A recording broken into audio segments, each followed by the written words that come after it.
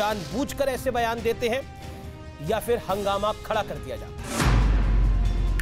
क्योंकि इनके पास बीमारियों का कंट्रोल तो है।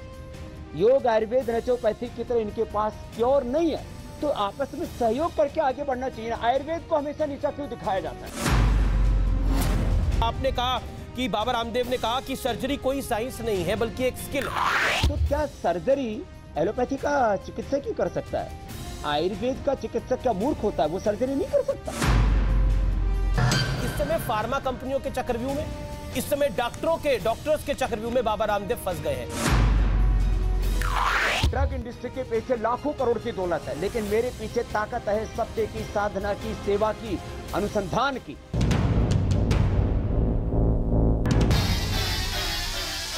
नमस्कार, मैं हूं अमीश देवगन और आप देख रहे हैं आर पार। और आज आर पार के अंदर हम वो संवाद करेंगे जो बेहद महत्वपूर्ण है। आर पार में आज सीधा संवाद होगा, हर सवाल पर जवाब होगा बाबा रामदेव का। आखिरकार बाबा रामदेव ने विवादित बयान क्यों दिया, इसके पीछे क्या मंशा थी? आज आर पार में इस पर होगी सीधी बातचीत।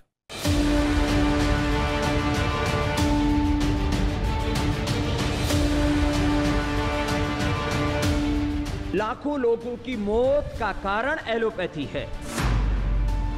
बाबा रामदेव के किसी सर्टिफिकेट की जरूरत नहीं है, हम अपना काम कर रहे हैं। उनके ऊपर epidemic act, disaster management act के तहत बिल्कुल कानूनी कार्रवाई होकर उन्हें गिरफ्तार करना चाहिए।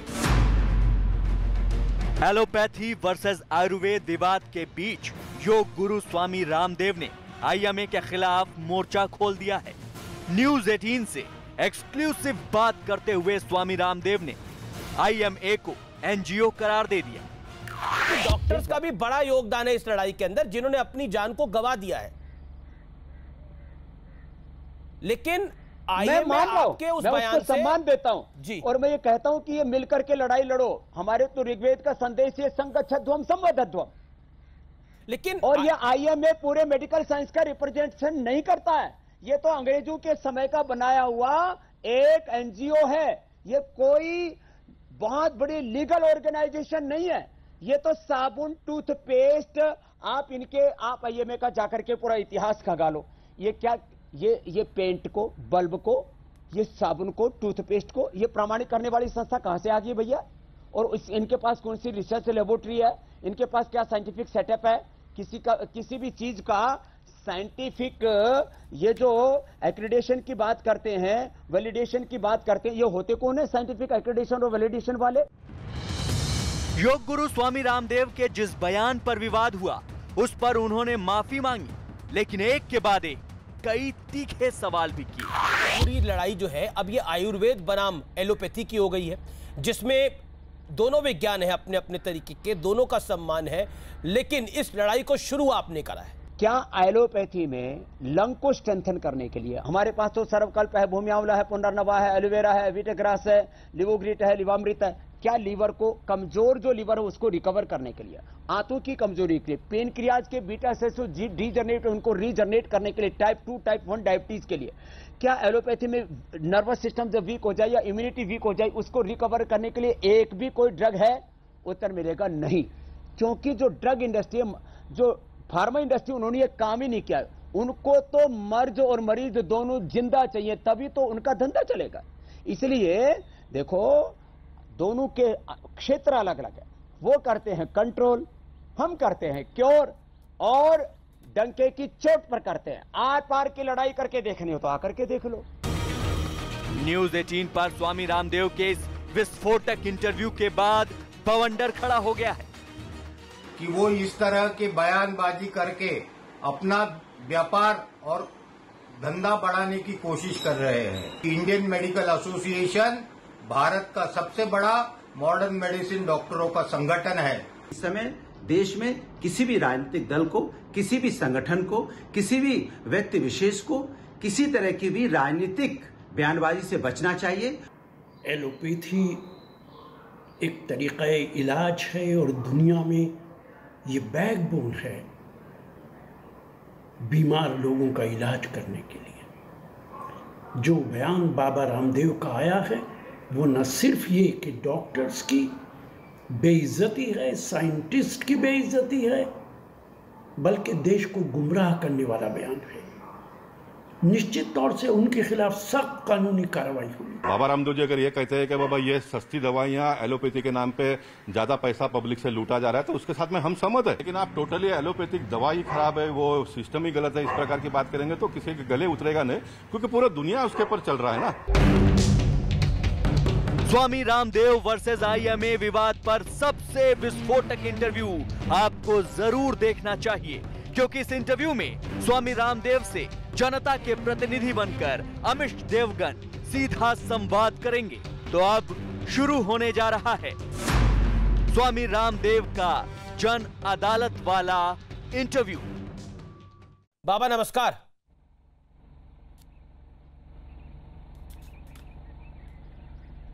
प्रणाम आमिश भाई। बाबा रामदेव, ऐसा क्यों है कि आप अक्सर विवादों में घिर जाते हैं या फिर आपको विवादों में घसीट लिया जाता है? सवाल यह खड़ा होता है, जनता जनार्दन का प्रतिनिधि बनकर आज मैं आपसे सवाल पूछ रहा हूं, आप जानबूझकर ऐसे बयान देते हैं या फिर हंगामा खड़ा कर दिया जाता है?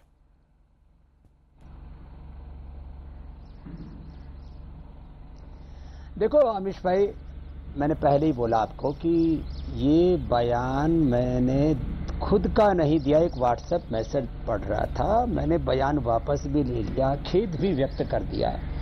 और मैं पुनः इस बात को दोहराना चाहता हूं, इस कोरोना की वैश्विक महामारी में जिन्होंने अपने प्राणों की आहुति देकर के दूसरों की जान बचाई, उन डॉक्टर, उन नर्सेज, उन सफाई कर्मचारी, उन ऑक्सीजन भेजने वाले उन गाड़ियों के ड्राइवर्स, उन सारे हेल्थ वर्कर्स के प्रति मैं नमन और कृतज्ञता पूर्वक प्रणाम निवेदन करता हूं। जहां तक बात रही कोरोना काल में देश सेवा की, तो आपने ये भी देखा है कि 5 लाख का 25 लाख का बिल बना और साथ में जो है अपने परिजन का शव मिला।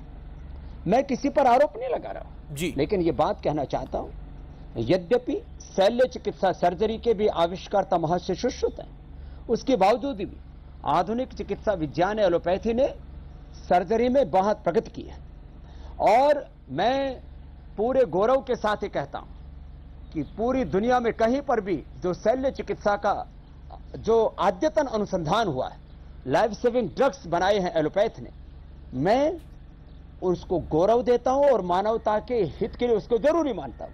लेकिन इन दो चीजों को छोड़ करके, लाइफ सेविंग ड्रग्स और सर्जरी को छोड़ करके, चाहे बीपी को क्योर करने की बात हो, चाहे हार्ट डिजीज को रिवर्स करने की बात हो, शुगर को क्योर करने की बात हो, अस्थमा, हेपेटाइटिस, लिवर सिरोसिस और तमाम तरह के इनक्योरेबल डिजीज, जेनेटिक डिजीज, यहां तक कि सिर दर्द से लेकर के पेट दर्द तक, हर बीमारी में 98% बीमारियों को हम योग, आयुर्वेद, नेचुरोपैथी, खान पान के जो हमारी जीवन शैली के तौर तरीके उनसे ठीक कर सकते हैं। इसमें आपत्ति क्या है? मैंने 25 प्रश्न पूछे, अभी तक एक उत्तर नहीं आया, क्योंकि आने वाले शायद 25-50 सालों तक भी एलोपैथ उसका उत्तर न दे पाए, क्योंकि इनके पास बीमारियों का कंट्रोल तो है, योग, आयुर्वेद, नेचुरोपैथी की तरह इनके पास क्योर नहीं है। तो आपस में सहयोग करके आगे बढ़ना चाहिए। आयुर्वेद को हमेशा नीचा क्यों दिखाया जाता है? वो कह रहे हैं कि इनइक्वालिटी वो खराब माना जाता है, इनजस्टिस को, जी अनटचेबिलिटी को, लेकिन ये क्यों हो रहा है आयुर्वेद के साथ? वो कह रहे हैं कि हम नीचा नहीं मान रहे आयुर्वेद को, बाबा रामदेव ने एलोपैथी को नीचे करके आंका।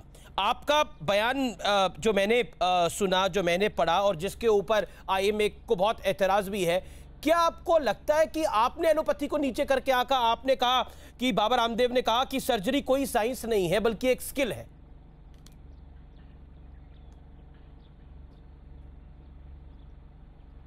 हाँ देखिए, ये तो अभी भी कह रहा हूं, सर्जरी एक स्किल है, और जब स्किल है तो उसमें ऑटोमेटिक नॉलेज साइंस का तो इनपुट होता ही ना। तो क्या सर्जरी एलोपैथी का चिकित्सक ही कर सकता है? आयुर्वेद का चिकित्सक क्या मूर्ख होता है? वो सर्जरी नहीं कर सकता। तो नॉलेज के बिना तो कुछ भी नहीं होता है। नॉलेज और साइंस का इंपुट सब जगह होगा, लेकिन सर्जरी आयुर्वेद का भी चिकित्सक कर सकता है। भारत सरकार ने कानून भी बना दिया, हम पतंजलि में भी सर्जरी करते हैं। लेकिन स्टूपिड साइंस है एलोपैथी के लिए, फिशर के लिए, फिस्टुला के लिए, जो आप दुनिया के बड़े बड़े देश के बड़े बड़े हॉस्पिटलों से लौट के आते हैं, उनको हम ठीक करते हैं। जी बाबा जी, क्योंकि आप कह रहे हैं कि आयुर्वेद भी एक साइंस है, लेकिन अगर हम बात करें एलोपैथ की, तो आप कहते हैं इसको स्टूपिड साइंस है। ऐसा क्यों कहा आपने? ये सवाल जरूर आएगा, डॉक्टर्स के मन में भी ये सवाल होगा। मैंने वापस कहता हूं आमिश भाई, मैंने वो एक मैसेज पढ़ा था, ये मेरा बयान नहीं था, फिर भी मैंने उसके ऊपर खेद व्यक्त कर दिया, बयान वापस ले लिया, माफी भी मांग ली। क्या माफी मांगने को क्या कहते हैं? क्या फिर फांसी पर लटका देंगे?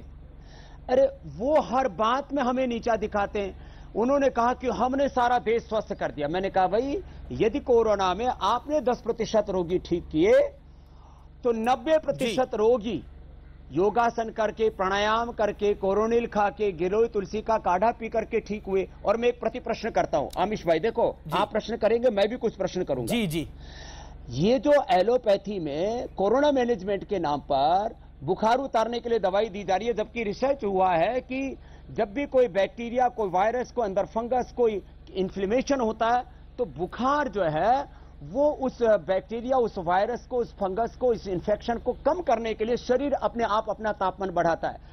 जो कोरोना मैनेजमेंट के नाम पर हम लोगों का बुखार उतारने के नाम पर पैरासीटामोल, क्रोसिन आदि दे रहे हैं, लोगों के को जो है हम एंटीबायोटिक्स दे रहे हैं, स्टीराइड दे रहे हैं, ओवरडोजेज उनकी दे रहे हैं, फिर जो है और तमाम तरह के रेमडेसिविर जो इबोला की दवाई है वो दे रहे हैं। क्या कोई क्लिनिकल कंट्रोल ट्रायल हुआ था कि ये कोरोना में दी जा सकती हैं? यदि नहीं हुआ तो क्यों दी जा रही है? और जिसके ऊपर क्लिनिकल कंट्रोल ट्रायल हुआ, डबल ब्लाइंड, पूरा का पूरा जो एक research and evidence based medicine के ऊपर होना चाहिए, वो सारा जब हमने कोरोनिल के ऊपर करके दे दिया, तब इसके ऊपर आपत्ति क्यों कहते? इसको नकली दवा क्यों बोलते हैं? मैंने आप गूगल करके देख लीजिए। नहीं, पर बाबा तो ये बयान पर खेद भी व्यक्त कर बाबा दिया, ये बात तो सही है कि कोरोनिल कोरोना को मात नहीं दे सकती। इसको ये कहते हैं ये सूडो साइंस।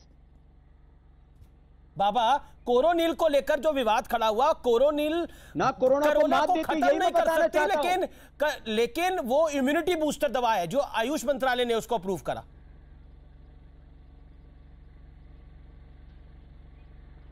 नहीं, अब जो है, जो पहले बार जो बयान था वो ये था, जब हमने दोबारा पूरे पेपर दे दिए रिसर्च के, इंटरनेशनल जर्नल में आप पढ़ लो, पूरी दुनिया में योग आयुर्वेद का जितना रिसर्च हुआ ना, हमारे पास में पूरे इंस्टीट्यूशन में 300 से 500 साइंटिस्टों की टीम है। हमने जो एक ड्रग डिस्कवरी का इन विवो, इन विट्रो और फिर जो है ह्यूमन ट्रायल तक के पूरे ड्रग डिस्कवरी की साइकिल वो पूरी की है। वर्ल्ड में जितने भी योग आयुर्वेद के रिसर्च पेपर छपे हैं उसमें करीब 10% योगदान अकेले पतंजलि का है। मैं खाली जो है बयान देने के लिए कोई बात नहीं कर रहा हूं। हमने योग आयुर्वेद का लाभ देश के 100 करोड़ से ज्यादा लोगों तक पहुंचाया है। कुछ ऐसे जी, अब किसी के बारे में कोई ओछी बात नहीं कहना चाहता हूं, जिनका कोई कंट्रीब्यूशन नहीं है इस देश के लिए, वो लोग कुछ भी ओछी बात कह करके चले जाएं। स्वामी रामदेव का योग में, आयुर्वेद में लोगों के जीवन बदलने में क्या कंट्रीब्यूशन है, कोई मुझे इसका प्रमाण देने की आवश्यकता है क्या मेरे भाई आमिर जी? नहीं, आपने जो योग के लिए किया है वो देश और दुनिया सब जानती है, इसमें कोई दोराई नहीं है, और वो आपसे कोई नहीं छीन सकता ताउम्र और आपके जाने के बाद भी। बाबा रामदेव, लेकिन महत्वपूर्ण सवाल यह है, इस समय देश की जनता यह जानना चाहती है आपसे, इस समय फार्मा कंपनियों के चक्रव्यूह में, इस समय डॉक्टर्स के चक्रव्यूह में बाबा रामदेव फंस गए हैं। क्या आपको लगता है कि, क्योंकि एक चक्रव्यूह हमें याद है महाभारत में हुआ था, महाभारत में रचा गया था अभिमन्यु के खिलाफ, और अभिमन्यु उससे बाहर नहीं आ पाए थे, क्या बाबा रामदेव को एक चक्रव्यूह में फंसा दिया जा रहा है? यह सवाल बहुत बड़ा है बाबा रामदेव, क्या फंस गए उस चक्रव्यूह में? देखो आयुष भाई, देखो फार्मा इंडस्ट्री, मैं कई बार जब ये बहुत लूट मचाते हैं, इनको ड्रग माफिया या मेडिकल माफिया भी कह देता हूं, और हमारे डॉक्टर उनके कई बार अनजाने में शिकार हो जाते हैं। जो बात मैंने कही वो बात आमिर खान ने भी कही थी कि आप 15 रुपए की दवाई को 1500 रुपए में बेचते हो, जो जेनिक जो मेडिसिन है उसको ब्रांडिंग करके। और जब उन्होंने बात की थी कि बेसन टेस्ट की, कि खोल लिया, और उसके बाद में और भी बहुत कुछ उन्होंने बातें कही थी कि अनावश्यक ऑपरेशन, गैर जरूरी दवा, गैर जरूरी ऑपरेशन, गैर जरूरी जो है टेस्ट, और ये करके 5 से 25 लाख रुपए का जो बिल बनाने का चक्रव्यूह है। मैंने एक व्यक्ति के साथ में कोई धोखा नहीं किया है। माना कि इस पूरी ड्रग इंडस्ट्री के पीछे लाखों करोड़ की दौलत है, लेकिन मेरे पीछे ताकत है सत्य की, साधना की, सेवा की, अनुसंधान की, और हमने परिणाम दिए। आज मैं एक एक बीमारी के लाखों करोड़ों लोग आपके सामने प्रस्तुत कर सकता हूं। मैंने इस देश का 100 करोड़ किलो से ज्यादा वेट कम किया है। मैंने लाखों लोगों का BP, sugar, thyroid, arthritis, asthma, hepatitis, liver cirrhosis, fatty liver cure किया है। और 10 दिन से लेकर के 1 महीने में, 1 सप्ताह से लेकर के 1 महीने में मैं बड़ी से बड़ी बीमारियों को चुनौतीपूर्वक ठीक करता हूं। और मैं डॉक्टरों से आह्वान करता हूं, आईएमए से लेकर के जो भी मॉडर्न मेडिकल साइंस से जुड़े हुए प्रोफेशनल्स हैं, मेरे पास आ जाएं। जिनको भी BP, sugar, thyroid, asthma, arthritis है, उनका मैं क्योर करके 7 दिन में, 10 दिन में, 15 दिन में वापस भेज दूंगा। कोई रहने खाने पीने का कोई उनसे चार्ज नहीं लूंगा। ये तो एक एक दिन का 5-5 हजार, 50-50 एक लोग फिर चार्ज लेते हैं। और किसी के पास यदि कोरोना के कारण से पैसे ना हो तो आने जाने का किराया भी दे दूंगा। 1000 डॉक्टर आ जाएं, और जो मैं दावा करता हूं उनके पास तो BP, sugar, thyroid, asthma, arthritis, hepatitis, liver cirrhosis, fatty liver का क्योर नहीं है। हमारे पास क्योर है, मैं क्योर करूंगा। डॉक्टर भी तो इन बीमारियों से पीड़ित हैं, आ जाए ना। अनुभव किए स्वामी रामदेव, आयुर्वेद को झूठा बोलना, योग को झूठा बोलना, अपने पूर्वजों के ज्ञान परंपरा का उपहास उड़ाना। वो कह रहे हम उपास नहीं, वो कह रहे हम उपास नहीं उड़ा रहे। अगर बाबा रामदेव के पास शक्ति है, समर्थ्य है, तो आइए मैं कह रहा है बाबा रामदेव पूरी कोरोना की महामारी का पूरा जिम्मा अपने ऊपर ले लें और सबको स्वस्थ कर दे। आप तो ये मानेंगे बाबा रामदेव ये बीमारी बड़ी भीषण है और इस सेकंड वेव ने भारत के अंदर हाहाकार मचा दी, स्थिति बहुत खराब हुई। आपको पता है कितने परिजन, कितने लोगों के चले गए। संवेदनाएं सबके साथ है, लेकिन ये भी सत्य है। हाँ, ये कटु सत्य है। इस पर आपको बात करनी होगी बाबा। देश को बचाने में डॉक्टरों ने जो योगदान दिया है, मैं फिर वापस दोहराता हूं, वो खाली 2 काम कर ले। जो वेंटिलेटर पर पेशेंट हैं, जो ऑक्सीजन जिनको जो है आईसीयू में रखे हुए, आईसीयू वाले और वेंटिलेटर पेशेंट तो वो संभाल ले। बाकी एसिम्प्टोमेटिक, सिम्प्टोमेटिक और भी सीवियर पेशेंट तक भी, जिनकी 75 से 80% भी ऑक्सीजन आ गई है, जिनके फेफड़े कमजोर है, जिनका नर्वस सिस्टम कमजोर है, जिनकी इम्यूनिटी कमजोर है, जिनका बीपी शुगर कंट्रोल नहीं हो रहा है, उन सब पेशेंट को मैं लेने के लिए तैयार हूं। पूरी प्रामाणिकता और वैज्ञानिकता के साथ आपके चैनल पर मैं पूरे खुले तौर पर ये चुनौती को स्वीकार करता हूं। लेकिन क्या ये आपको ओवर कॉन्फिडेंस है बाबा? 10% रोग यदि एलोपैथी ने ठीक किया, सवाल ये खड़ा होगा, लोग योग, आयुर्वेद, प्राकृतिक तौर तरीकों से ठीक हुए। खुद हमारे एम्स के डॉक्टर गुलेरिया जी भी कह रहे हैं कि 90% लोगों को हॉस्पिटल जाने की जरूरत नहीं है। अमीश भाई बाबा, लेकिन वो ये भी कह रहे हैं कि आपकी संस्था के साथ जो लोग जुड़े हुए हैं उनका भी दुखद ध्यान हुआ है, तो बाबा रामदेव प्रैक्टिकल चीजों को समझे, ये भी वो कह रहे हैं बाबा। और क्या ये आपको ओवर कॉन्फिडेंस नहीं है, ये सवाल खड़ा होगा। तो देखो, मैंने माना। अच्छा ये बताओ, मतलब मैं तर्क, तथ्य, युक्ति, प्रमाण, साइंटिफिक एविडेंस के साथ रोगी ठीक करूं, सब रिसर्च करके, और योग research based, innovation, evidence based योग आयुर्वेद की बात करूं, तो ये अप्रामाणिक कैसे? जहां तक किसी एक व्यक्ति की मौत की बात करते हैं, माना कि किसी भी की भी मौत बहुत दुखद होती है। अब डबल वैक्सीनेशन के बाद क्या डॉक्टर्स की मौत नहीं हुई? एक व्यक्ति की मौत को क्यों मुद्दा बनाते हो? मैं तो मुद्दा नहीं बना रहा, मैं तो ये कह रहा हूं डबल वैक्सीनेशन के साथ योग आयुर्वेद की डबल डोज ले लो, ऐसा सुरक्षा कवच तैयार कर लो कि आप कोरोना से ना हारें, कोरोना को हरा पाएं। तो वैक्सीनेशन की डबल डोज के साथ योग आयुर्वेद की डबल डोज में दिक्कत क्या अमिश भाई? और आपने भी तो इस जंग को जीता है, क्या आपने योग नहीं किया? और क्या हमारे मीडिया के वो भाई हारे नहीं? वो हमारे वो प्रखर राष्ट्रवादी पत्रकार क्या आज हमारे बीच में नहीं है? उसका कारण कहीं कुछ दिक्कत तो नहीं हुई है? आपसे ही पूछता हूं, आपने क्या किया था अमिश भाई? नहीं, मैं तो मानता हूं कि जब मुझे कोविड हुआ था तो मैंने योगा को करा था और ब्रीदिंग एक्सरसाइजेस करी थी। मेरे तो गले में भी दिक्कत हुई थी, आपको पता है बाबा, 1 साल पहले। उसके बाद भी मैंने ब्रीदिंग एक्सरसाइजेस करी थी, मैंने दवाई भी ली थी, मैंने एलोपैथी दवाई भी ली थी जिसका मैं सम्मान करता हूं, लेकिन मैंने योगा भी करी थी, इसमें कोई दो राय नहीं है। सांच को आंच नहीं है, जो सत्य है वो मैं हर मंच पे खड़ा होकर बोल सकता हूं। लेकिन मैं ये भी कहता हूं कि डॉक्टर्स का भी बड़ा योगदान है इस लड़ाई के अंदर, जिन्होंने अपनी जान को गंवा दिया है। लेकिन मैं मान रहा हूं, मैं उसको सम्मान देता हूं जी, और मैं ये कहता हूं कि ये मिलकर के लड़ाई लड़ो। हमारे तो ऋग्वेद का संदेश है, संगच्छध्वम संवदध्वम। लेकिन और ये आईएमए पूरे मेडिकल साइंस का रिप्रेजेंटेशन नहीं करता है। ये तो अंग्रेजों के समय का बनाया हुआ एक एनजीओ है। ये कोई बहुत बड़ी लीगल ऑर्गेनाइजेशन नहीं है। ये तो साबुन, टूथपेस्ट, आप आईएमए का जाकर के पूरा इतिहास खंगा लो। ये क्या, ये पेंट को, बल्ब को, ये साबुन को, टूथपेस्ट को ये प्रमाणित करने वाली संस्था कहां से आ गई भैया? और इनके पास कौन सी रिसर्च लेबोरेटरी है? इनके पास क्या साइंटिफिक सेटअप है? किसी भी चीज का साइंटिफिक, ये जो एक्रेडिटेशन की बात करते हैं, वैलिडेशन की बात करते हैं, ये होते कौन है साइंटिफिक एक्रेडिटेशन और वैलिडेशन वाले? इन लोगों को अपनी मर्यादा में रहना चाहिए और सबको मिलजुल करके काम करना चाहिए। मैं तो इसी विचार का हूं।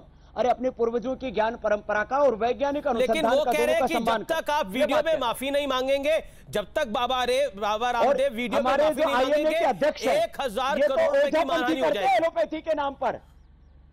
वो कह रहे हैं जब तक आप वीडियो पे माफी नहीं मांगेंगे 1000 करोड़ की मानहानि रहेगी जारी। बाबा रामदेव वो वीडियो माफी की बात करते हैं। वो जो मैं फिर वापस किसी का भी अनादर नहीं करना चाहता हूं। जो मेरे से माफी की मांग कर रहे हैं, जो माफी की मांग कर रहे हैं मेरे से, उन जिसकी इज्जत होगी उसकी कोई बेइज्जती करेगा ना। स्वामी रामदेव की इज्जत, स्वामी रामदेव की प्रतिष्ठा, स्वामी रामदेव का योगदान क्या है ये मुझे कहने की आवश्यकता नहीं है। मैंने इनकी क्या हानि कर दी भैया? मान हानि का मुकदमा तो मुझे करना चाहिए। और जहां तक आप बात कर रहे हो कंप्लेंट की, एफआईआर तो खैर हुई नहीं है कहीं, तो कंप्लेंट तो इनके खिलाफ भी सैकड़ों हो चुकी है। आपको पता होना चाहिए कि किस तरह से इनके सो कॉल्ड जो डॉक्टर हैं उनको बात करने तक की भी सभ्यता नहीं है। बेचारे आपा खो बैठते हैं, इसलिए मुझे उनको सो के अंदर भी बोलना पड़ा। एक संवाद आपका देखा, आपका एक संवाद देखा उन डॉक्टर साहब के साथ, जाएगा मजाक में मैंने देखा आपका एक संवाद, और वो जिस तरह की भाषा का इस्तेमाल कर रहे थे उस पर आप क्या कहना चाहते हैं? मिस्टर लेले को आप क्या कहना चाहते हैं? बड़े सम्मानित डॉक्टर हैं वो आईएमए के, लेकिन उन्होंने जिस भाषा का इस्तेमाल किया आपके साथ एक कार्यक्रम में, क्या कहना चाहते हैं?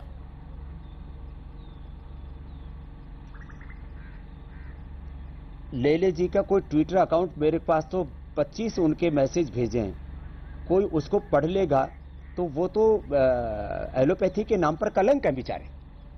दूसरी बात, इनके जो अध्यक्ष हैं वो कहते हैं कि ये अनुकूल समय है एक मजहब विशेष का संदेश घर घर तक पहुंचाने का, कि जो झाड़ फूक करके, ऐसे पानी के छींटा मार करके जो एक ढोंग आडम्बर पाखंड अंधविश्वास करते हैं, तो एलोपैथी को ओझापैथी बनाने में क्यों तुले हुए हैं? और मैं वापस कह रहा हूं, इस देश के वो डॉक्टर जो सच में, चाहे वो हमारे एम्स के अंदर हैं, चाहे वो और हमारे दूसरे ऐसे बड़े बड़े सरकारी गैर सरकारी हॉस्पिटल हैं, जो प्रामाणिक डॉक्टर हैं, जो सालीन हैं, जो अपने पूर्वजों के ज्ञान परंपरा का सम्मान करते हैं, जो खुद भी योग करते हैं, मैं ऐसे करीब 90% अच्छे डॉक्टरों का सम्मान करता हूं। वो सच में मानवता के लिए एक भगवान का वरदान है। लेकिन जो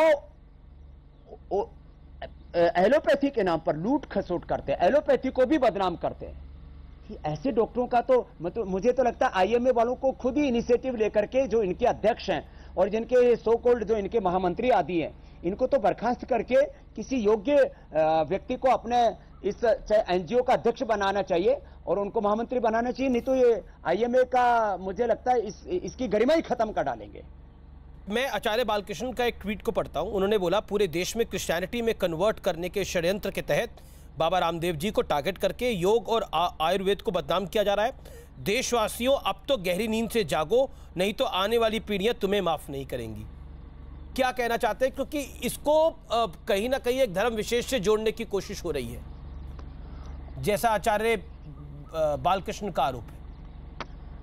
देखो, ये जो इनके आईएमए के अध्यक्ष हैं ना, उनके वीडियो इतने वायरल हो रखे हैं कि इसके ऊपर तो कोर्ट ने अभी इनको सम्मन तक भेज दिया है। मेरे भाई अमित जी, ये मैं नहीं कह रहा हूं, कोर्ट ने सम्मन भेज दिया कि आप एक डॉक्टर होकर के, एक किसी ऑर्गेनाइजेशन के प्रेसिडेंट होकर के किसी कन्वर्जन के लिए आप लोगों को कैसे प्रोत्साहित कर सकते हैं। स्वामी रामदेव ने किसी का मजहब नहीं बदला।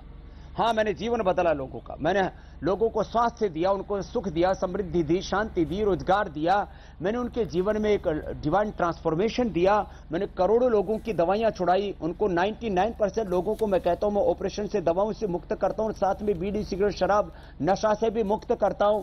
ये राष्ट्र निर्माण का काम है, जीवन निर्माण का काम है। ऐसे काम करने चाहिए, इस तरह की चीजों से हमें बचना चाहिए जो IMA के अध्यक्ष करते हैं। ये बहुत शर्मनाक है और उसके लिए कोर्ट ने उनको सम्मन भेजा है। अब आगे फैसला बहुत जल्दी होगा। बाबा रामदेव, क्या आपको लगता है ये पूरी लड़ाई जो है अब ये आयुर्वेद बनाम एलोपैथी की हो गई है, जिसमें दोनों विज्ञान है अपने अपने तरीके के, दोनों का सम्मान है, लेकिन इस लड़ाई को शुरू आपने करा है। आरोप आप पे ये है, अगर मैं आरोप की बात करूं तो आरोप ये है कि बाबा रामदेव ने इस जंग को शुरू करा और IMA कह रहा है अब खत्म हम करेंगे इसको।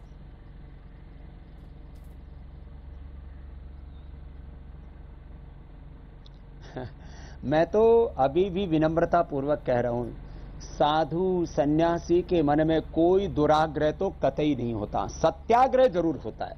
तो मैं इतना ही कहूंगा, जो एलोपैथी का सेक्टर है, उनका जो क्षेत्र है कि जो सर्जरी है और जो लाइफ सेविंग ड्रग वाले जो काम हैं वो उनको करने चाहिए। बाकी माइग्रेन पेन से लेकर के, आंखों का चश्मा उतारने से लेकर के, दृष्टि परिवर्तन से लेकर के, श्रुति से लेकर के, थायराइड क्योर करने से लेकर के, BP, एस्थमा, लोगों की मौत किससे हो रही है? कोविड से मौत नहीं हो रही। आप कहेंगे, मैं बात को प्रधानता देना चाहता हूं दूसरी को, मौत हो रही है कमजोर फेफड़े वालों की। क्या कमजोर फेफड़े का? हमारे पास तो दूध में हल्दी, शिलाजी, च्यवनप्राश, स्वासारी, पंचकोल बहुत कुछ है। क्या एलोपैथी में लंग को स्ट्रेंथन करने के लिए हमारे पास तो सर्वकल्प है, भूमि आंवला है, पुनर्नवा है, एलोवेरा है, वीटग्रास है, लिवोग्रिट है, लिवामृत है। क्या लीवर को, कमजोर जो लीवर है उसको रिकवर करने के लिए, आंतों की कमजोरी के लिए, पेनक्रियाज के बीटा सेल्स डीजनरेट, उनको रीजनरेट करने के लिए, टाइप 2 टाइप 1 डायबिटीज के लिए, क्या एलोपैथी में नर्वस सिस्टम जब वीक हो जाए या इम्यूनिटी वीक हो जाए उसको रिकवर करने के लिए एक भी कोई ड्रग है? उत्तर मिलेगा नहीं, क्योंकि जो ड्रग इंडस्ट्री, जो फार्मा इंडस्ट्री, उन्होंने ये काम ही नहीं किया। उनको तो मर्ज और मरीज दोनों जिंदा चाहिए, तभी तो उनका धंधा चलेगा। इसलिए देखो, दोनों के क्षेत्र अलग अलग है। वो करते हैं कंट्रोल, हम करते हैं क्योर, और डंके की चोट पर करते हैं। आर पार की लड़ाई करके देखनी हो तो आकर के देख लो। और जो मैंने लाखों करोड़ों लोगों को ठीक किया है तो प्रमाण देख लो। कि एलोपैथी ने 10 करोड़ से ज्यादा लोगों को प्रत्यक्ष और 100 करोड़ से ज्यादा लोगों को परोक्ष रूप से। बाबा रामदेव, आप आयुर्वेद महान है, लेकिन एलोपैथी ने भी कई लोगों का ट्रीटमेंट करा है। अब किसी को कैंसर हो जाए, किसी को ट्यूमर हो जाए, किसी को ब्रेन हैमरेज हो जाए तो तत्काल रूप से ऑपरेशन करना पड़ता है रोकथाम के लिए। उसका इलाज आयुर्वेद में कैसे हो पाएगा? तत्काल प्रभाव से आदमी को हार्ट अटैक हो जाए तो मैं तो बोल ही रहा हूं, स्टंट डाल ले तो कैसे होगा? तो उसमें उसके लिए तो एलोपैथी जरूरी है। में लाखों करोड़ों लोगों की पूरी दुनिया में एलोपैथी ने जान बचाई है। इसलिए ये 2 क्षेत्र मैंने विशुद्ध रूप से छोड़ रखे, कोई दुराग्रह नहीं, कोई हट नहीं, कोई दुर्भावना नहीं जी। तो ऐसे उनको भी तो दुर्भावना नहीं रखनी चाहिए। आयुर्वेद का, योग का, नेचुरोपैथी का, जो हमारे सनातन संस्कृति के आधारभूत तत्व, उनको भी तो सम्मान करना चाहिए ना। अब ये पूरी एक बहुत बड़ी इसके पीछे एक ताकत खड़ी है। मैंने कहा ना, एक पूरी फार्मा इंडस्ट्री है, ड्रग माफिया पूरी दुनिया के अंदर भाई 200 लाख करोड़ का इनका कारोबार है। का षड्यंत्र हो सकता है। पसंद है कि नीम गिलो तुलसी से लोग स्वस्थ हो जाए, फूंक मार करके भस्त्रिका कपालभाति अनुलोम विलोम करके लोग ठीक हो जाए। बाबा, IMA का षड्यंत्र हो सकता है, IMA की दुर्भावना हो सकती है, आपके मन में वो नहीं था लेकिन आपने बोल दिया। लेकिन डॉक्टर हर्षवर्धन ने जो आपको चिट्ठी लिखी, उस चिट्ठी में भी उन्होंने काफी चीजों को क्लैरिटी के साथ लिखा, जिसमें उन्होंने क्लियरली बोला कि कुल मिलाकर आधुनिक चिकित्सा पद्धति एलोपैथी के डॉक्टर वो रह चुके हैं और स्वास्थ्य मंत्रालय के प्रमुख हैं। उन्होंने कहा कि जो डॉक्टर हर्षवर्धन ने बोला, उन्होंने भी आपको आपके बयान पर खेद जताने के लिए कहा। आप इसको कैसे लेते हैं? Doctor Harshvardhan, health minister of India. तो मैंने खेद जता दिया। देखो, डॉक्टर हर्षवर्धन जी के ऊपर भी अनावश्यक दबाव भी डालते रहते बीच बीच में। ये तो माने इन्हीं IMA के डॉक्टर्स ने कोरोना को कुंभ से जोड़कर के कहा कि Kumbh is the biggest spreader of corona. इन्होंने तो, इन IMA के डॉक्टरों ने मोदी जी की तुलना हिटलर से करके, इन्हीं डॉक्टरों ने भारत का किस तरह से अलग अलग क्षेत्रों में मतलब इंडियन वेरिएंट को जो है वो मोदी वेरिएंट कह करके मतलब इंडिया में जो कोरोना फैला उसको इंडियन वेरिएंट और मोदी वेरिएंट कह करके इन्हीं डॉक्टर्स में, आईएमए के डॉक्टर्स वालों ने, क्योंकि इसमें बहुत से लोग पॉलिटिकल हैं।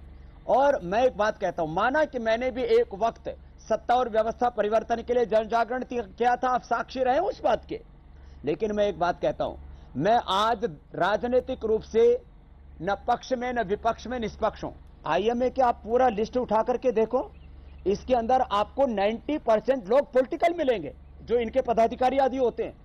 तो ये एक राजनीतिक संस्था है, हर्षवर्धन इनके दबाव में आ गए लेना चाहिए और सबको मिलजुल करके काम करना चाहिए। आप कह रहे डॉक्टर हर्षवर्धन इन सबके दबाव में आ गए, इसलिए उन्होंने चिट्ठी लिख दी। नहीं, मैं कहता हूं उनको भी अलग अलग मुद्दों पर दबाव में लेने की कोशिश करते हैं। नहीं, पर ये माना जाता है, ये सरकार तो आपके पक्ष वाली सरकार है, ऐसा माना जाता है, और तभी आपको दूसरी तरफ से टारगेट भी किया जाता है। तो ये अगर ये भी गलत कह रहे हैं तो कुछ तो गलती हुई होगी स्वामी रामदेव, कुछ तो चूक हो गई होगी। क्योंकि मैं हर्षवर्धन साहब को पढ़ता हूं तो उन्होंने बोला कोरोना योद्धाओं का निरादर कर दिया है। मान ली।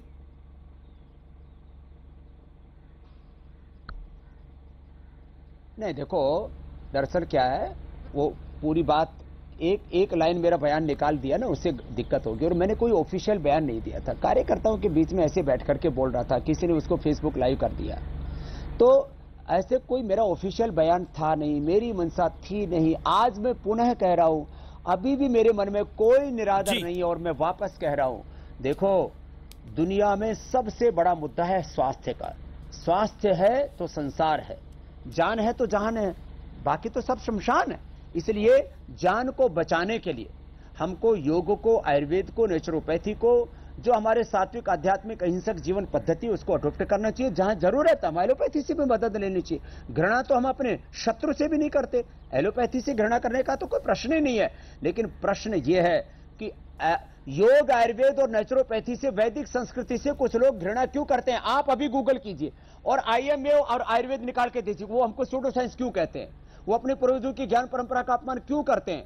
जब हमारे पूर्वजों ने, महर्षि चरक, धर्मंत्री, गौतम कराद, जमनी, पाणिनि, पतंजलि ने, हमारे पूर्वजों ने जो हमें ज्ञान की विरासत दी, भगवान बुद्ध, भगवान महावीर, गुरु नानक देव ने, जो हमारे 4 वेदों ने, 11 उपनिषदों ने, सांख्य, योग, न्याय, वैशेषिक, वेदांत, मीमांसा, दर्शन ने, आखिर उस ज्ञान परंपरा का आप तो कम से कम अनादर मत कीजिए। चाइना अपने ज्ञान परंपरा का अनादर नहीं करता, और मैं तो सभी पूर्वजों को समान रूप से सम्मान देता हूं। मैं तो कन्फ्यूशियस को भी और चाणक्य को भी, मैं तो आइंस्टीन और न्यूटन को भी। अब जैसे ये हमारे जो पदार्थ विज्ञान को मानने वाले, जो ऊर्जा के सिद्धांत को मानते ही नहीं, केवल जब शरीर को एक यंत्र मान करके, एक इंस्ट्रूमेंट मान करके, एक मशीन की तरह इसके ऊपर काम करना चाहते हैं, ये है इनकी बाबा रामदेव।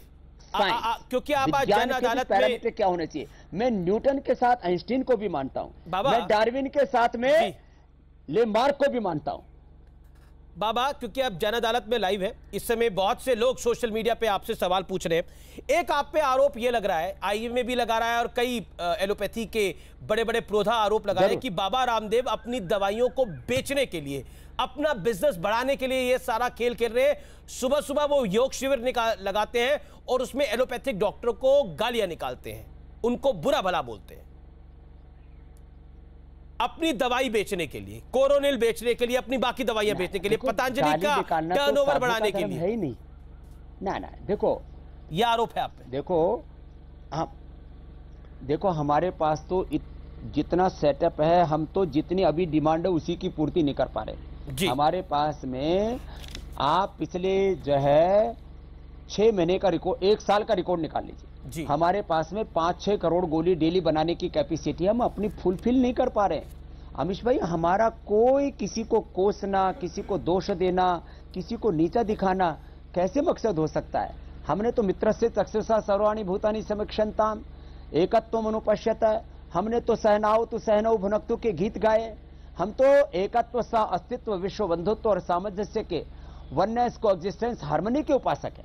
अब इतना हमारे कोई एक एलोपैथी का एक भी आप बड़ा हॉस्पिटल बता दीजिए जहां पर आयुर्वेद के ट्रीटमेंट की, जो कि रिसर्च एंड एविडेंस बेस्ड भी मेडिसिन है, वहां पे उसकी उपचार की व्यवस्था हो। मैं कह रहा हूं पतंजलि में मैं जो भी एलोपैथी के जो आवश्यक ट्रीटमेंट है उसकी अनुमति देता हूं कि भाई इमरजेंसी के तौर पर शल्य चिकित्सा के तौर पर अपना लो। एक बात और कहता हूं अमीश भाई, जो एक आदर्श एक एमबीबीएस और एमडी डॉक्टर कैसा होना चाहिए, वो डॉक्टर भी मेरे पास है यहां पर, एमबीबीएस एमडी डॉक्टर भी हैं। और भविष्य में पतंजलि वो एमबीबीएस और एमडी डॉक्टर बनाने का वो एक मेडिकल का कॉलेज खोलेगा जहां आदर्श रूप में हम एमबीबीएस एमडी डॉक्टर भी तैयार करेंगे। लेकिन बाबा योग, आयुर्वेद, नेचुरोपैथी और अपनी सनातन ज्ञान परंपरा का भी सम्मान करेंगे और नूतन अनुसंधान भी करेंगे। बाबा इसमें तो कोई दराई नहीं है कि आपका कारोबार है, कारोबार इन द सेंस पतंजलि एक बहुत बड़ी एफएमसीजी कंपनी है अब देश की, इसमें कोई दराई नहीं है। अभी आपने एक साल पहले ही रुचि सोया का भी अधिग्रहण किया है, तो इस बात से तो इंकार नहीं किया जा सकता कि आपका बिजनेस इंटरेस्ट है।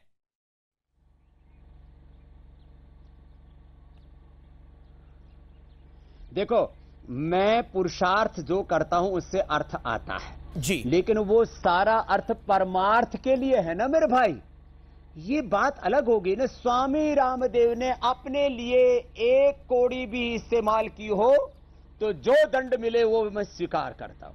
लेकिन दुनिया में योग का, आयुर्वेद का, प्राकृतिक चिकित्सा का, वैदिक संस्कृति का जी, गुरुकुल का ये पूरा अनुष्ठान अपनी सनातन संस्कृति को गौरव देने का यदि हजारों करोड़ के मैंने चैरिटी के काम किए तो किससे किए?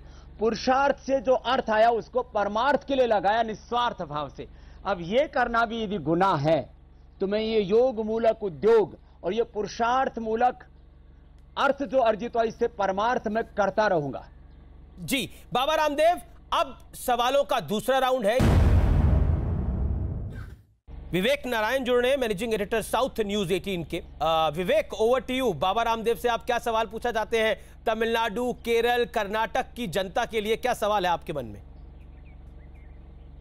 रामदेव जी, पूरे भारत की तरह दक्षिण भारत भी ये पूरे प्रकरण से, ये जो कंट्रोवर्सी हुई है उससे अछूता नहीं है। यहाँ भी लोग उस पर रिएक्ट कर रहे हैं। आप जानते हैं कि दक्षिण भारत में जो स्वास्थ्य सूचकांक या हेल्थ इंडाइसेस है वो उत्तर भारत के हिसाब से अगर हम देखा जाए तो बहुत बेहतर है। इसके कई सारे कारण हो सकते हैं, पर उसमें से एक बड़ा कारण है जो दक्षिण भारत ने एलोपैथी को पूरी तरह से थामा है, उसका साथ दिया है। उसका एक और कारण है कि यहाँ पे जो ईसाई मिशनरीज थे, हालांकि उनके नंबर्स बहुत कम थे, केरल में तकरीबन 18% ईसाई हैं, तमिलनाडु में 6% हैं, पर भारत के अन्य संस्थानों से ज्यादा है। पर यहाँ पे जिस तरह से इन मिशनरीज ने जो अस्पतालों की स्थापना की थी, जिस तरह से नर्सिंग इंस्टीट्यूशंस और नर्सेस को तैयार किए थे, अब जानते हैं केरल के नर्सेस अभी पूरे भारत में ही नहीं पूरे दुनिया में फैली हुई है।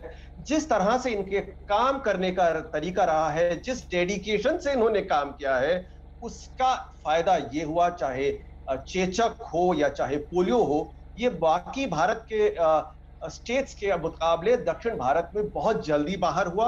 उसमें एलोपैथी का बहुत बड़ा एक हाथ भी है, और उसमें दूसरा हाथ है मिशनरी और ईसाइयों का। क्यों ऐसा लगता है यहाँ के लोगों को कि एक तरह से, एक तो आपका जो संस्थान है वहां से जो आवाजें आ रही हैं जो ये कह रही हैं कि अगर ईसाई is equal to allopathy, Hindu is equal to Ayurveda. अगर आप हिंदू हैं तो आप आयुर्वेद को देखिए, अगर आप ईसाई हैं ये तो बाहर का है, वेस्ट का है, हमारा नहीं है। ऐसा क्यों एक सिग्नल आ रहा है आपकी तरफ से? बाबा रामदेव, जवाब। देखो विवेक भाई, हम कभी भी अविवेकपूर्ण बात नहीं करते, और कभी भी ईसाई, इस्लाम, जैन, सिख, बौद्ध, हिंदू, किसी भी ब्राह्मण, क्षत्रिय, वैश्य, शूद्र, दलित, आदिवासी, वनवासी, किसी भी संदर्भ में मैं कभी कोई भेदभाव, पक्षपात, पूर्व, पश्चिम, उत्तर, दक्षिण में नहीं करता। जहां तक प्रश्न था तो हमारे आईएमए के प्रेसिडेंट का, उनको ऐसा काम नहीं करना चाहिए। और मैं मानता हूं जिस तरह से हमारे हिंदू साधुओं ने भी इस देश में शिक्षा में, स्वास्थ्य में, तमाम तरह के कार्यों में करोड़ों करोड़ों लोगों का भला किया है, ऐसे यदि हमारे ईसाई मिशनरी भी यदि अच्छा काम करते हैं तो उनकी प्रशंसा होनी चाहिए, और वो काबिले तारीफ है, उसकी निंदा का कोई प्रश्न ही नहीं होता है। और हम किसी पैथी को किसी देश से जोड़ करके नहीं देखते। कहीं से भी ज्ञान आए, हम तो कहते हैं आनो भद्रः कृतो यंतु विश्वता, सब दिशाओं से जहां से भी ज्ञान आए हम उसका स्वागत करते हैं। जहां तक आपने चेचक, पोलियो आदि के बारे में कहा, मैं आपसे एक बात कहना चाहता हूं। माना हमने चेचक, पोलियो को भगा दिया, लेकिन हर 10 में से कम 2 व्यक्ति, 1 से 2 व्यक्ति फैटी लीवर से पीड़ित नहीं है क्या? हर 10 में से 1 व्यक्ति क्या डायबिटीज टाइप 1 और टाइप 2 से पीड़ित नहीं है क्या? हर 10 में से 1 व्यक्ति को हाइपरटेंशन नहीं है क्या? हर 25-50 लोगों में से 1 व्यक्ति को थायराइड की प्रॉब्लम नहीं है क्या? हर तीसरे व्यक्ति को क्या आर्थराइटिस की प्रॉब्लम नहीं है क्या? ऐसे कितने प्रॉब्लम्स हैं, और इनका समाधान यदि योग, आयुर्वेद, नेचुरोपैथी में और भारतीय जीवन शैली में है तो उसका सम्मान करना ये एलोपैथी का अनादर नहीं है। मैं कहता हूं दोनों में एक सामंजस्य होना चाहिए, और सभी प्रकार की जितने भी रिलीजन्स है उनमें भी हार्मनी होनी चाहिए। पूरे भारत में नहीं, पूरे विश्व में हार्मनी होनी चाहिए। मैं तो उसका पक्षधर हूं, विवेक भाई का बहुत बहुत शुक्रिया हमारे साथ जुड़ने के लिए। बाबा रामदेव, क्योंकि ये जन अदालत है, पब्लिक के सवाल नहीं लूंगा तो गलत होगा। पब्लिक के लोग काफ़ी सारे सवाल पूछ रहे हैं। एक व्यक्ति सवाल पूछ रहा है, प्रोफेसर है, वो कह रहे हैं कि बाबा आप देश सेवा में बहुत काम करते हैं, तो कोरोना के इस काल में कोरोनिल फ्री क्यों नहीं बांट देते? हरियाणा सरकार से भी आधे पैसे ले रहे हैं, ऐसा क्यों कर रहे हैं आप? ये आपसे सवाल पूछा। देखो, हमने करीब 40 से 50 करोड़ रुपए की इस देश में पतंजलि की तरफ से सेवा की है। जो प्रोफेसर साहब हैं वो भी अपनी तनख्वाह थोड़ी सी दान में दे दे, तो आधा मैं दे देता हूं, आधा वो दे दे। अरे मैंने तो देश के लोगों के बूते पर ये योग, आयुर्वेद का इतना बड़ा सेवा का संस्थान खड़ा किया। मैं गवर्नमेंट से कोई पैसे नहीं लेता हूं, मैं वो एनजीओ नहीं हूं जो विदेशों से पैसे लेता हूं। मैं तो देश के लोगों से कोड़ी कोड़ी करके ये सारा इतना बड़ा योग का, आयुर्वेद का विस्तार किया। इसलिए जो है जितना मुझे करना चाहिए उससे ज्यादा मैं करता हूं हमेशा। हर साल करीब 250 से 500 करोड़ रुपए की मैं चैरिटी करता हूं, और आगे भी करूंगा, किसी के दबाव में और प्रभाव में आकर के नहीं। मैं अपना धर्म मानता हूं इसको, क्योंकि मेरा एक एक श्वास और मेरे खून का एक एक कण मेरी मातृभूमि के लिए ही है। और जरा ये यूनिलीवर वाले और तमाम तरह के, मैं किसी कंपनी का ज्यादा नाम नहीं लूंगा, इन एमएनसी से पूछो जो साबुन, टूथपेस्ट, क्रीम, पाउडर बेच करके ये देश में क्या चैरिटी करते हैं, उनसे भी पूछ लो जरा। बाबा अगला सवाल है। एक रॉकी है, वो लिख रहे हैं कि मैं बाबा रामदेव से पूरी तरह से एग्री करता हूं। और गरीबों को तो हम दे रहे हैं मुफ्त में, करोड़ों लोगों की जिंदगी को बदल रहे हैं। वो उन्होंने आयुर्वेद को इनोवेट किया है, ये कह रहे हैं। एक और सवाल है विजय का, वो ये लिख रहे हैं कि बाबा रामदेव, आपका एक बयान था जो मैंने देखा, उन्होंने जो आपने बोला कि किसी के बाप में दम नहीं है कि मुझे गिरफ्तार कर ले, क्या ये बाबा रामदेव का अहंकार है क्योंकि वो सत्ता के करीब है? ये सवाल पूछ रहे हैं।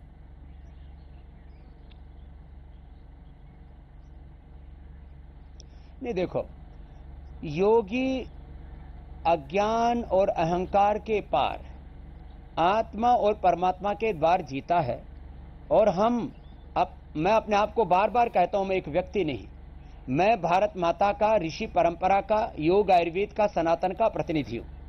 अब कोई हमको इतना भी कमजोर और लाचार ना माने कि जिसको चाहे वही थप्पड़ मार के चला जाए, ऐसा ठीक नहीं है। तो मैं अहंकार नहीं करता, लेकिन स्वाभिमान में जरूर जीता हूं, और स्वाभिमान में हर एक को जीना चाहिए, पर ये बयान बिना किसी का अपमान किए। अब मैं अपने आजादी, मैं फ्रीडम में, आजादी में जीना चाहता हूं, बिना दूसरे की आजादी को बाधित किए हुए। लेकिन ये कह देना किसी के कानून से ऊपर तो कोई नहीं है बाबा, ना आप है, ना मैं हूं, ना देश का प्रधानमंत्री है, ना कोई और है।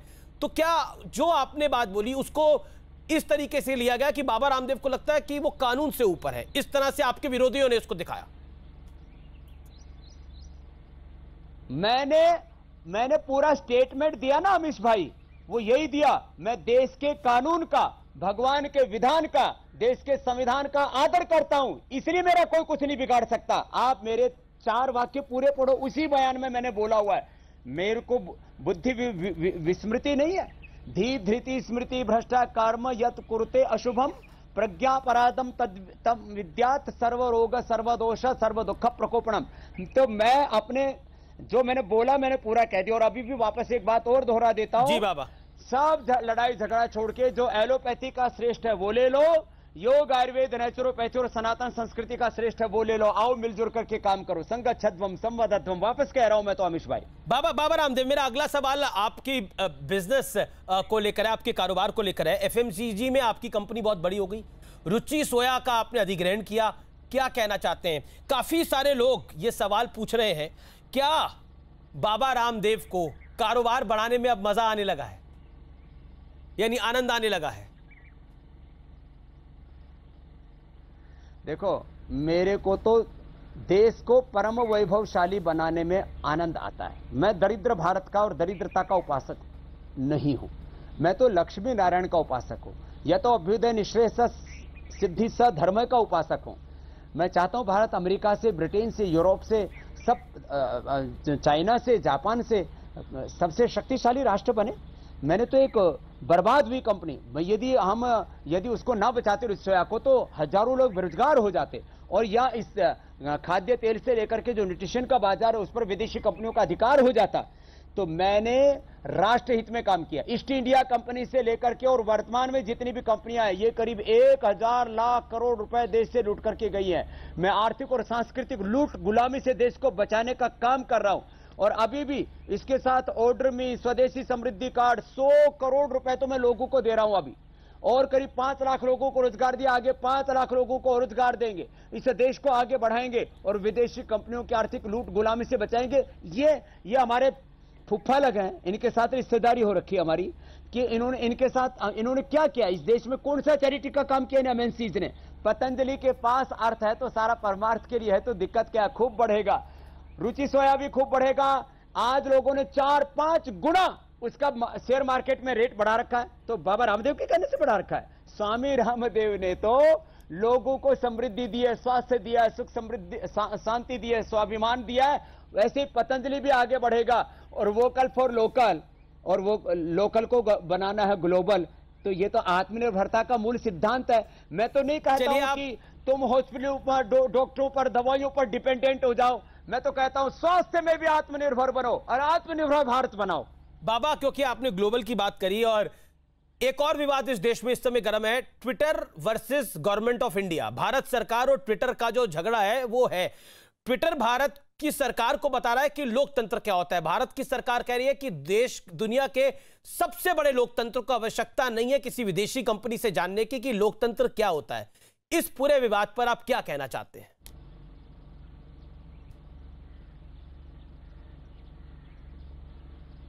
दरअसल ये एक सिलिकॉन वैली वाले वो भी अपने आप को ना सर्वशक्तिमान समझने लगे। जैसे हमारे कुछ एलोपैथी वाले अपने आप को सर्वशक्तिमान समझने लग गए थे ना। ये सर्वशक्तिमान समझने का भ्रम किसी को नहीं पालना चाहिए।